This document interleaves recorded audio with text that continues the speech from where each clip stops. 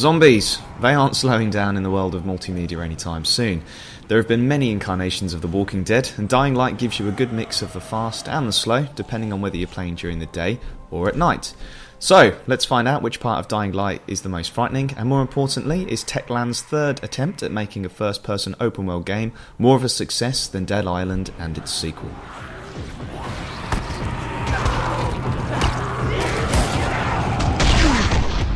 The game opens through the eyes of Kyle Crane, an undercover agent sent into the fictional city of Haran.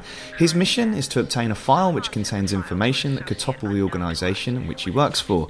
Things don't go to plan, of course, and he's captured. All the while, the city has fallen to an outbreak which has turned people into crazed fiends, whose aim is to chow down on human brains, guts, or pretty much any other body part. Why are zombies always so hungry?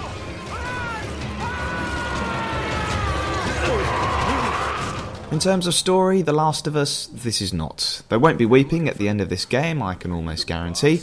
We play these games for the carnage, the brutal upgradable weapons, and of course the gore. If you've come for a fantastic opera full of plot twists, I suggest you turn your attention elsewhere. The structure doesn't stray too far from the open world formula where you walk up to an NPC and you're given an objective or a task. There are story-based missions and a good number of side missions to take on as well, but you can ignore these if you want to. But to do so would be missing out on XP and blueprints to craft better weapons and abilities. Some of the optional side missions towards the game's conclusion were the highlights for me, so if you want to get the most out of this game, I recommend playing them. Early on in the game, there's too much emphasis on tasks that revolve around obtaining items or delivering items to characters in need.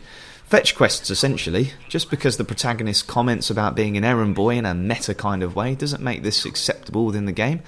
I like to think that this game is about a journey more than a destination, and making your way to the end of a mission is where you'll be having the most amount of fun. Holy shit! Holy shit! It's a rush, isn't it? Dying Light features a parkour system which I found to be very fluid and responsive. You leap with the R1 button and you automatically grab hold of any window, ledge or object that looks reachable and pull yourself up. I fell to my death on quite a few occasions, but not once have I thought that it was due to any fault other than my own. The controls in general take a while to get the hang of, but once you get used to it, it works rather well. At night, it's an entirely different game, one that will have you running around to get to a safe house or your final objective marker in a panic. The zombies tend to be more dangerous at night, and several other species show up as well. Stealth can be the key to making it through the night successfully. Once you're detected though, things do get quite intense. The day-night cycle does a great job of spicing up things and actually gives you an incentive to undertake some missions once the sun goes down. Any experience points that you earn during the night are doubled. It's a great risk and reward system. There really is a frantic and satisfying feeling of accomplishment when you manage to escape the clutches of several of the faster zombie types and complete an objective safely. You die during this time, however, and any points that you've earned at night are stripped away from you. Safe houses, once claimed, seem to be fairly evenly spread out, and it's not too difficult to relax a little bit from time to time once you get to them. There are many ways to level up the main character and the weapons throughout the game. Points are earned and can be spent in 3 skill trees: Power, Agility and Survivalist.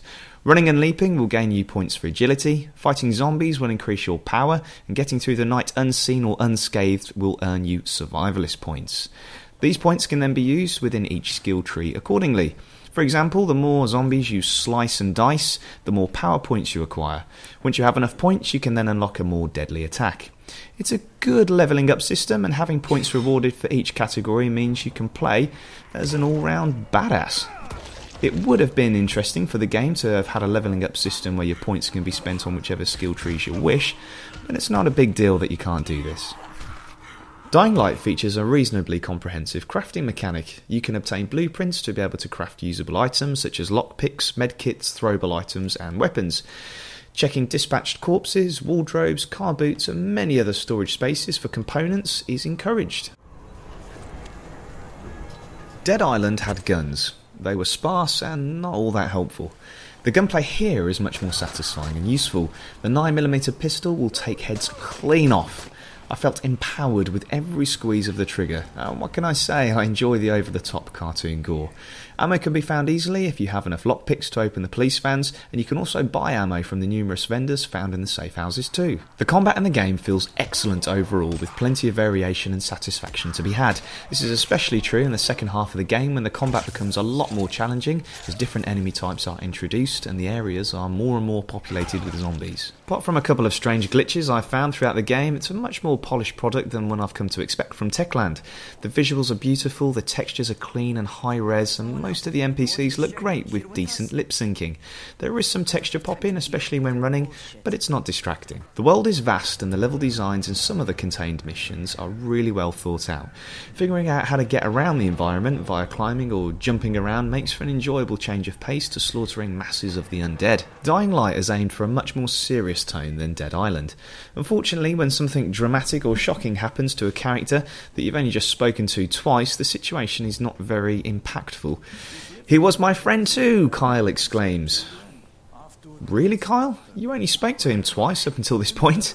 Storytelling is not one of the game's strongest points, but they definitely have created a believable and detailed world.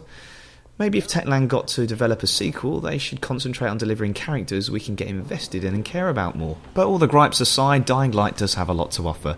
With a lengthy single-player campaign, fun combat, great visuals, and extremely polished parkour system, it's hard not to recommend the game to zombie fans, or for current generation console owners who feel that this time of year is short for decent gaming experiences. Dying Light might just be up your alley. Amir is gone. But I'm bringing in someone who might still survive. One of us? We'll see.